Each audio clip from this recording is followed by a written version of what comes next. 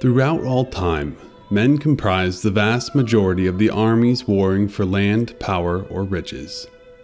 The role of man as the warrior when trialing times await is virtually unchallenged in every culture until modern times with the advent of firearms.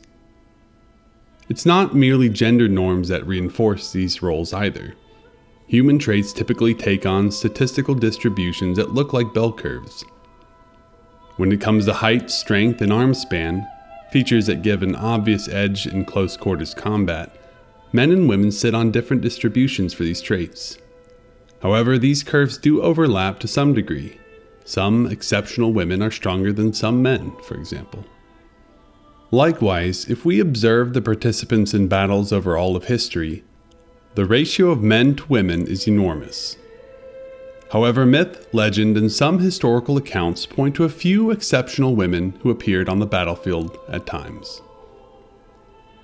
Mythologies are rife with stories of female fighters. The Greek warrior queen Penthesilea, daughter of the god of war Ares, led the Amazon warriors in the Trojan War against Achilles. Her story comes from lost texts like the Aethiopis, referenced by later writers and poets like Virgil. Camilla, from Virgil's Aeneid, reflects Roman admiration for warrior virtue, even in women. Likely inspired by Italic warrior traditions, she was raised as a huntress, could run across water without sinking, and fought alongside King Turnus again against Aeneas. In Norse sagas, the Valkyries were warrior maidens who chose which fallen warriors would enter Valhalla. While usually viewed as supernatural beings, some believe they were inspired by real shield maidens, women who fought alongside Viking warriors. Lagertha, a legendary Viking shield maiden, is described in Gesta Danorum, 12th century, by Saxo Grammaticus. She supposedly disguised herself as a man and fought alongside Ragnar Lothbrok in battles such as the Battle of Bravelir in 750 AD. Though her existence is debated, Viking warrior women may not be all myth. Archaeological finds like the Birka warrior grave consisting of a female body surrounded by Viking weapons suggest that some Viking women may have carried weapons and fought. It's not proof, just some evidence that suggests it was possible. Moving up in history, we begin to leave behind the myth of women warriors and get into more concrete examples.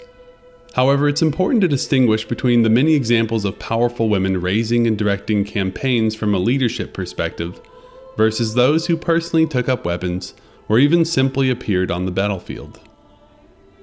For example, in 912 AD, Queen Aethelflaed of Mercia, daughter to none other than Alfred the Great, commanded armies, fortified towns, and defeated the Danes and the Welsh, but likely only from her seat of power, or at best through her tactical command of battles, a rarity for women nonetheless. An example in the other direction, however, is Attila of Hamaland, around 1000 AD, a powerful noblewoman in the Low Countries. After her husband's death, she sought to maintain control over her lands, but faced opposition from the bishop. During the siege of her stronghold, she reportedly armed a defensive force that included women. Unfortunately for Attila, she was defeated and forced into exile. But her use of female fighters highlights the extremes noble women could resort to when defending their power. This example isn't particularly hard to believe. Defending a castle wall as a woman would be much easier than engaging in combat on an open field. Later, Isabel of Conches allegedly took up arms on horseback during the conflict between the English and French in the 12th century. She is specifically reported to have led her troops and fought alongside them in a bid to protect her family's legacy. One chronicler described her thus, quote, "In war she rode armed as a knight among the knights, and she showed no less courage among the knights and hauberks and sergeant-at-arms than did the maid Camilla, the pride of Italy, among the troops of Turnus. She deserves comparison with Lampeto and Marpesia, Hippolyta and Penthesilea, and the other warlike Amazon queens." End quote. A number of women answered the call to the Holy Land in the Crusades as well. The Crusades, given their years-long campaigns, had a natural tendency to encouraging whole families to join the affair. Florine of Burgundy, around 1097, joined and fell alongside her husband in combat in Anatolia. Ida of Formbach-Rautenberg led her own army in the Crusade of 1101, and Eleanor of Castile supposedly saved her husband's life by sucking the poison out of his wound while on crusade in 1270. While many of the examples here highlight situations where women could only participate in battle with the advantage of defending castle walls, or by surrounding themselves in a sea of male fighters, the Catalan woman Mercadera proves to be a notable exception. When dressed as a man outside castle walls during a siege to avoid inviting assault, Mercadera wounded and captured a French knight, parading him back into the castle and winning praise from her king and people. We have more than stories, however, showing women picking up arms. The oldest known sword-fighting manual, the Royal Armoury's manuscript, illustrates a woman named Walpurgis, training in sword and buckler combat. It suggests that some women may have openly trained in sword combat, even if intended for more defensive situations. Not all women warriors fought for noble causes either. Jeanne de Clisson, 14th century, called the Lioness of Brittany, turned to piracy after the French king executed her husband. Selling her lands, she bought warships and spent over a decade raiding French vessels in revenge. Jeanne's fleet, painted black with red sails, struck fear into French traders. She spared only a few survivors to spread her legend. A noblewoman turned pirate, she proved that medieval women could be ruthless, but a following of strong male pirates certainly helps too. Stories of aristocratic women turning into warriors explode as we approach the 14th century. It's likely that older stories of heroines had now spread far and wide among much of Western Europe, inspiring new young ladies to take up the sword in greater numbers. And we've at this point skipped over too many instances to cover in detail, like Sichelgata of Salerno, Red Ava of Ireland, and Joanna of Flanders, aka the Siege Queen of Brittany, to name a few. But it's in the 1400s that we encounter the most famous example of a woman warrior, Saint Joan of Arc. At just 17, Joan of Arc led French troops to multiple victories in the 100 Years' War, at Jargeau, Meung, and Patay. She also broke the siege of Orleans in days through her aggressive tactics, where more seasoned commanders had failed for months.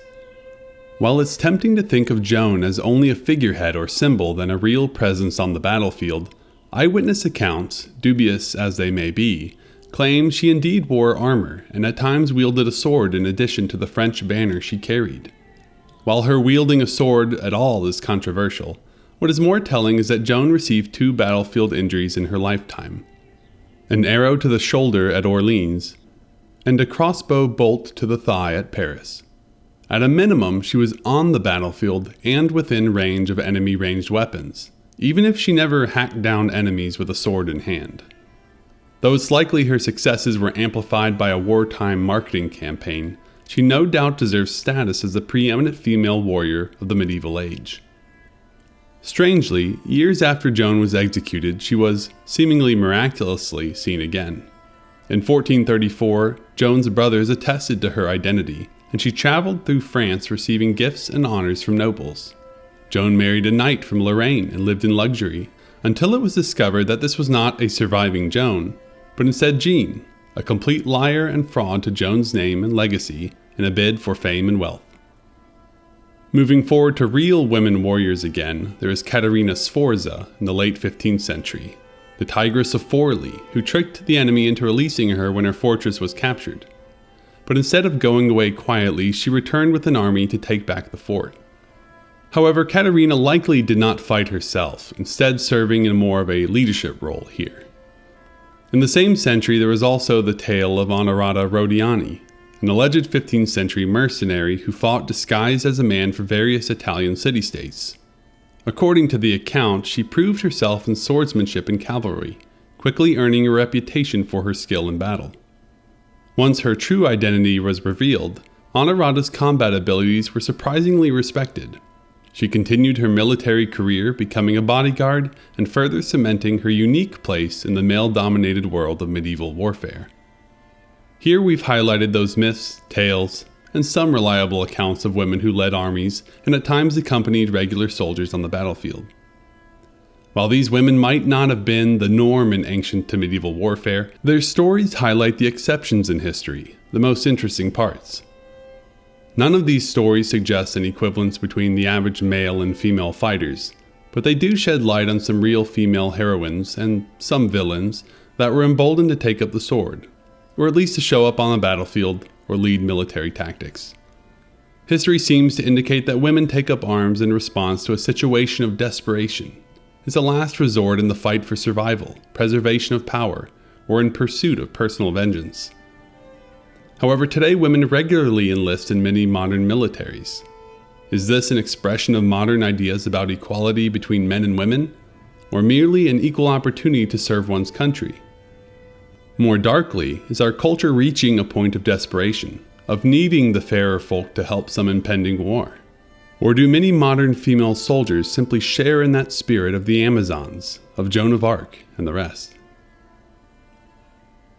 Thanks for watching. If you enjoyed this video, be sure to like, subscribe, and comment down below with your thoughts. Also, go check out our X account for daily content and our new Substack for long-form articles. Thanks to all of you who support our work in highlighting the great minds and ideas that built the West, especially in this digital age where this type of content is antithetical to the modern 6-second attention spans. Until next time.